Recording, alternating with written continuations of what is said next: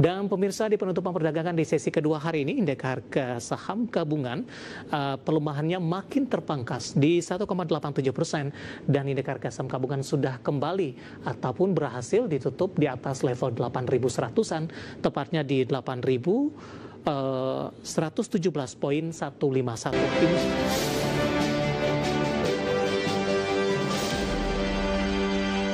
Terima kasih untuk yang masih bergabung bersama dengan kami, dan di segmen ini kita akan review jalannya perdagangan di sepanjang hari ini. Awal pekan indeks harga saham gabungan mengalami koreksi yang cukup dalam, namun di beberapa menit jelang penutupan pelemahannya sudah mulai terpangkas. Dan kami ingatkan kembali, seperti yang kami informasikan sebelumnya, tim redaksi kami memperbarui dari nomor WhatsApp interaktif di 0851 di 7810 di 4976, di 0851 di 7810 di 4976, dan silakan bergabung bersama kami kembali. Dan saat ini kami sudah terhubung melalui line Zoom, maksud kami ada Bapak Nicholas Darmawan yang merupakan Research Analyst Semesta Indovest Sekuritas atau MG. Kita akan langsung sapa saja.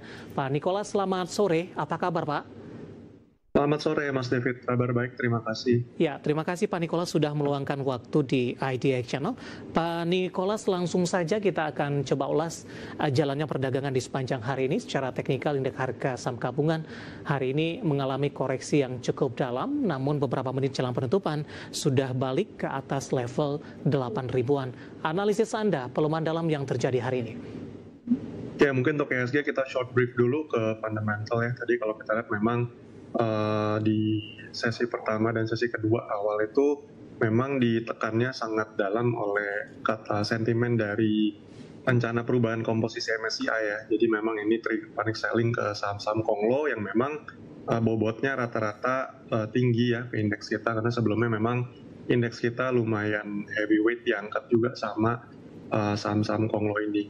Lalu yang kedua juga rencana Kementerian Keuangan dan OJK untuk menertibkan perdagangan di bursa ini juga trigger profit taking atau panic selling pada saham-saham yang notabene gorengan. Jadi ya yang sebelumnya mewarnai pasar itu sekarang terkoreksi juga secara bersamaan.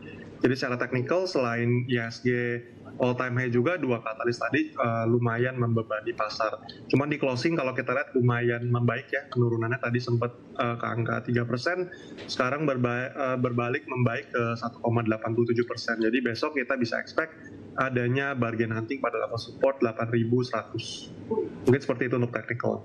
Baik, koreksi masih termasuk tergolong wajar, Pak? Ataukah memang indeks harga saham gabungan sudah jenuh beli dengan beberapa kali sudah mencatatkan rekor tertinggi di sepanjang masa, baik secara intraday maupun dari posisi penutupan? Oke, mungkin kalau dari sisi technical ya, kita memang sudah jenuh beli dari bulan akhir Oktober. Kalau kita lihat memang di 8.300 itu menjadi resistance yang cukup solid juga ya. Lalu kalau kita lihat juga katalis itu sudah mulai price in semua ya, yang sebelumnya memang inclusion saham-saham konglo inclusion ke indeks-indeks besar itu sudah mulai price in, makanya udah mulai top out juga di resistance levelnya. Dan kalau kita lihat memang ini cenderung wajar, cuman memang relatif volatile, dan belakang ini sebenarnya secara historical indeks kita koreksinya rata-rata memang volatile ya. Kalau kita lihat juga sebelumnya yang sempat lumayan volatile juga itu pas pergantian Menteri Keuangan baru ya. Lalu juga ada announcement tarif Trump yang 100% ke China, itu sebelumnya juga indeks kita lumayan dalam gerakannya. Jadi kalau kita lihat sebenarnya belakangan ini cenderung wajar sih, seperti itu. Ya, kembali ke indeks MSCI Pak, sebenarnya poin apa yang memberatkan saham-saham grup Prayogo Pangestu ketika memang wacana terkait juga dengan free float diberlakukan dengan skema yang baru, Pak Nicholas? Oke, kalau kita lihat memang dari sisi investment itu lumayan memberatkan, karena ini akan men-trigger sell off langsung kalau memang adanya rebalancing atau exclusion dari emiten-emiten Prayogo Pangestu yang sebelumnya sudah masuk, karena memang adanya perubahan syarat inclusionnya ya dari sisi free floatnya, karena untuk saat ini untuk kedepannya kemungkinan yang under name itu dengan PT itu tidak dihitung sebagai free float. Jadi ini bisa men-trigger pergeseran investasi dari emiten-emiten konglomerat ke sektor perbankan yang sebelumnya kalau kita lihat terdistribusi di semester 1. Jadi mungkin ini salah satu impact-nya ya, impact langsungnya ke market itu memang bisa langsung trigger sell off kalau memang tereksklusi dari indeks-indeks besar seperti itu. Baik, kita akan langsung saja bahas beberapa saham konglomerasi, Pak. Kita boleh ke Brand terlebih dahulu. Hari ini pelemahannya terpangkas, Pak, di 3,00%, 8.900. Intraday tadi sempat melemah tajam ke 7.800. Intraday tertinggi sempat ke 9.075 jelang penutupan di sesi kedua hari ini. Bagaimana Anda melihat posisi teknikal dari Brand dan apa rekomendasinya? Dan kebetulan sudah ada pertanyaan masuk di WhatsApp interaktif kami, Ibu Dita dari Bekasi. Apakah bisa ambil posisi Brand dibeli di harga sekarang di tengah pelemahan saham Brand dan di penutupan pelemahannya lebih ke arah terpangkas?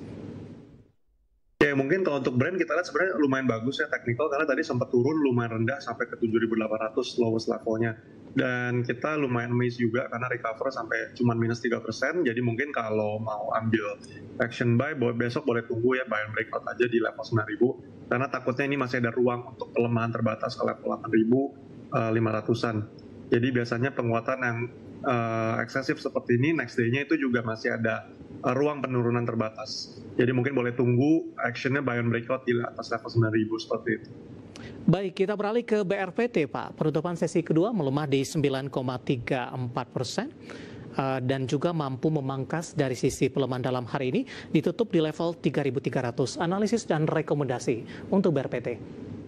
Ya, untuk analisisnya BRPT kalau kita lihat memang tren bullish sudah berlangsung dari awal bulan September ya, jadi sebenarnya cukup wajar, ini masih masuk ke koreksi wajar juga. Kalau kita ukur dari awal penguatannya itu harga masih turun hanya 50% dari total penguatannya dari awal bulan September itu.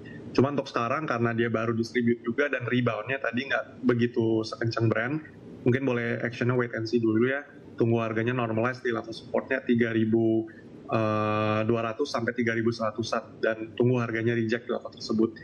Mungkin seperti itu untuk BRPT. Iya, penutupan hari ini di 3.300 melemah di 9,34%, dan lagi-lagi keputusan investasi tetap ada di tangan pemirsa IDX Channel. Baik, Pak Nicholas, di tengah pelemahan dalam indeks harga saham gabungan hari ini, beberapa saham masih mampu melesat cukup kencang, Pak. Dari konsumer ada Unilever hari ini mengalami penguatan. Di posisi penutupan, penguatan Unilever masih di 7% di 2.710. Pasca merilis kinerja di kuartal ketiga, saham Unilever terus melaju cukup kencang, Pak Nicholas. Dan kebetulan ada pertanyaan masuk menanyakan saham Unilever. Ya, untuk Unilever kita mulai dari kinerjanya dulu ya, mungkin sedikit brief. Kita lihat memang juga trennya sudah mulai berbalik ya dari tren bullish pasca penurunan bertahun-tahun ya.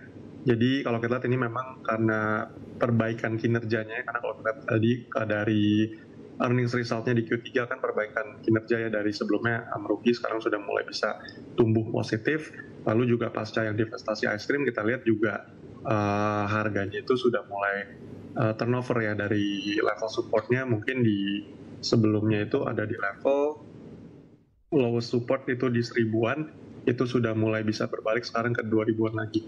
Cuman kalau untuk jangka pendek kita ngelihat masih ada ruang untuk profit taking dulu ya, karena naik juga udah dari tanggal 14 Oktober terhitung dari lowest terakhirnya, ini sudah naik kurang lebih 57% ya dari bulan September. Jadi untuk saat ini boleh wait and see dulu, apalagi gap level juga sudah ditutup di level 2.700. Jadi mungkin untuk Unilever boleh wait and see dulu, menunggu di level support terdekatnya di 2.650 sampai 2.600.